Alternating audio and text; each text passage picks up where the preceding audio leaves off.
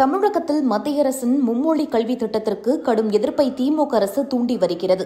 இந்நிலையில் திமுக-காரர்கள் மற்றும் கூட்டணி கட்சியில் உள்ள திருமாவளவன் போன்றவர்கள் மற்றும் புதிதாக கட்சி ஆரம்பித்துள்ள நடிகர் விஜய் ஆகியோர் தாங்கள் நடத்தும் தனியார் சிபிஎஸ்இ பள்ளிகளில் மட்டும் மும்மொழி கல்வியை மாணவர்களுக்கு அதிக அளவில் நிதி பெற்றுக் கொண்டு பயிற்றுவிக்கின்றனர்.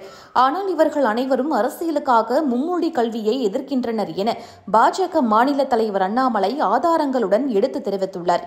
குறிப்பாக திமுக தலைவர்கள் நடத்தும் சிபிஎஸ்இ பள்ளிகள், நடிகர் விஜய் நடத்தும் வித்யாஸ்ரம் பள்ளி, வேளச்சேரியில் திருமாவளவன் தலைமை நிர்வாகியாக உள்ள ப்ளூ ஸ்டார் செகண்டரி ஸ்கூல் குறித்தும் அண்ணாமலை அண்மையில் தகவல்கள் வெளியிட்டுள்ளார்.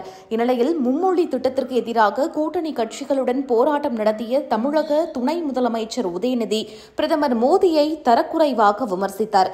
கல்வி நிதிக்கு உங்கள் அப்பன் வீட்டு பணத்தையா கேட்கிறோம், மத்திய அரசின் நிதியைத்தானே கேட்கிறோம் என்று அவமரியாதையாக கேட்டார்.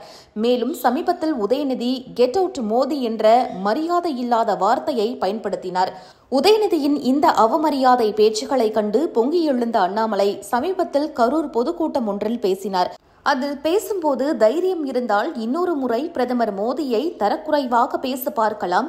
மோடி ஒரு உலக தலைவர். அவரை மதிக்க தெரியாத நபராக உள்ள உதயநிதியை இதுவரை எந்த மேடையிலும் இவ்வாறு மதிப்பு குறைவுடன் பேசியது இல்லை என்று கூறிய அவர், அவரை பழைய சுவாரஸ்ய கதையை நினைவூட்டும் விதமாக பால்டாயில் பாபு என்றும் விமர்சனம் செய்தார்.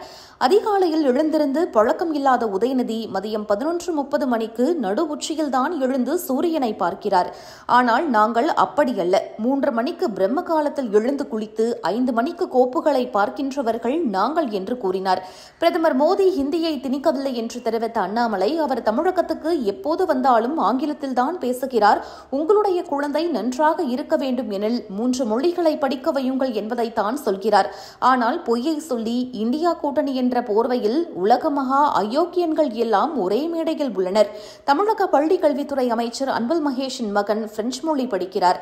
திமுக காரன் நடத்தும் பள்ளியில் 3 மொழி. ஆனால் நடுத்தர மக்கள் 2 மொழிகளை தான் படிக்கணுமாம். நடிகர் விஜய் சொந்தமாக நடத்தி வரும் விஜய் வித்யாசிரம் பள்ளியில் ஹிந்தி இருக்கிறது என்றும் கூறினார்.